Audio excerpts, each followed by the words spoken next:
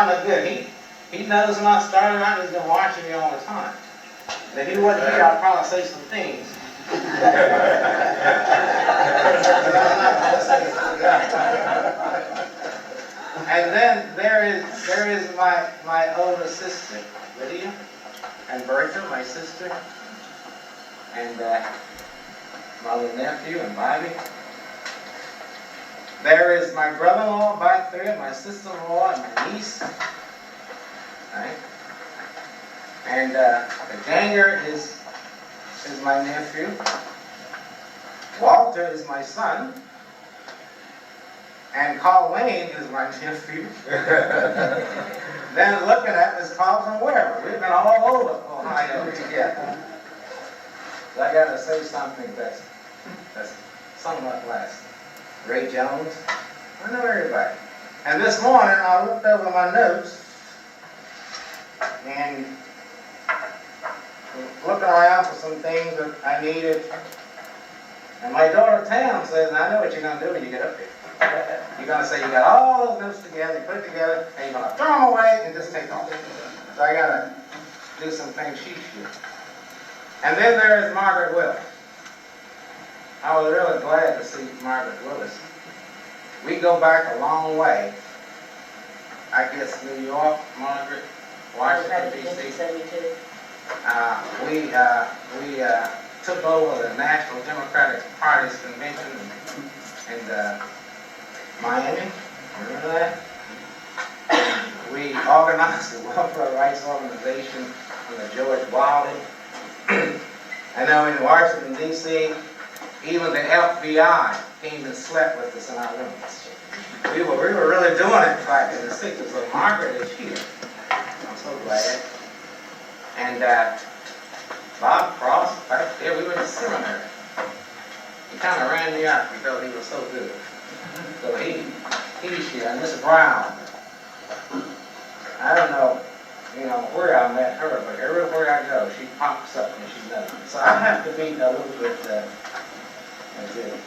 in about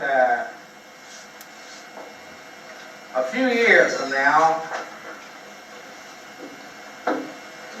that piece that I just said in the Bible in Luke 4, we've been trying to proclaim that. Men, women, and children have been trying to proclaim that piece of scripture for 2,000 years. Okay? And so we could talk about the oppressed people of the world, the poor and the hopeless, and we could spend days taxing our analytical minds and engaging in thinly veiled strategies. Thinly veiled strategies that we can't implement. I'll label them the three kind of isms: situation analysis, resolution, and implementation. So I know I'm sitting here with one of the groups of one of the most keen analytical minds in the world. I can ask each one of you, what's the problem? You can do it. And you can talk about resolution, but we can't implement it. Okay? So I didn't come to give you any kind of resolutions and specifics on what can we do together.